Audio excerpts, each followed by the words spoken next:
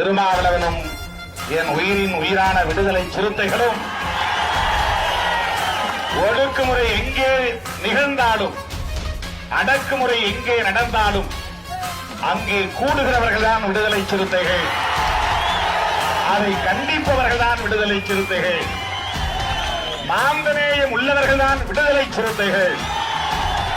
மாந்தநேயம் உள்ளவனுக்கு ஒரு சாதி அல்ல, பல சாதி.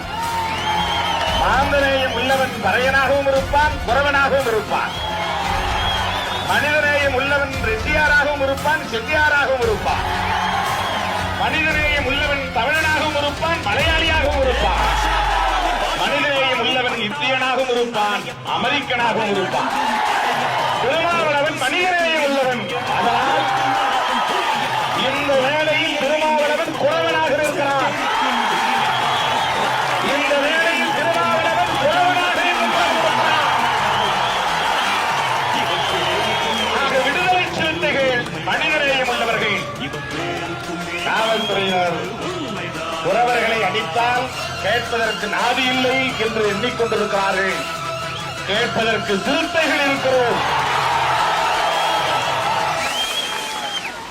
எவனையும் எந்த காரணத்தை முன்னிட்டும் விசாரணை என்கிற பெயரால் வன்கொடுமைகள் செய்வதை அனுமதிக்க முடியாது. விசாரிக்க கூடாது என்று நாங்கள் சொல்லவில்லை. குற்றத்தை தடுக்க வேண்டாம் என்று நாங்கள் சொல்லவில்லை. குற்றவாளிகளை கைது செய்ய வேண்டாம் என்று நாங்கள் சொல்லவில்லை. குற்றத்தை ஊக்கப்படுத்துகிறோம் என்று நாங்கள் முன்வரவில்லை. குற்றவாளிகளை ஊக்கப்படுத்துகிறோம் என்பது அல்ல எங்களுடைய வேலை.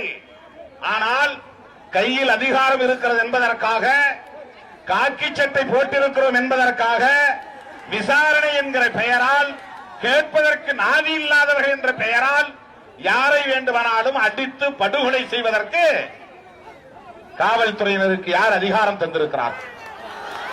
இந்த அதிகாரம் எங்கிருந்து வந்தது?